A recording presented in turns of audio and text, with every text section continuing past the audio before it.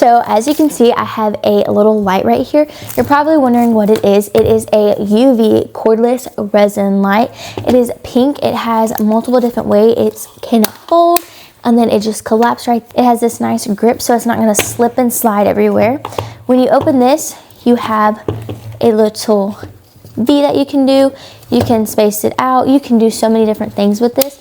How you're going to work, you're going to charge this up, and it just comes with a USB-C cord, and then you have the power button right here, and you're just going to click it, and as you can see, it's on. And then you have a timer, and then just a reset timer.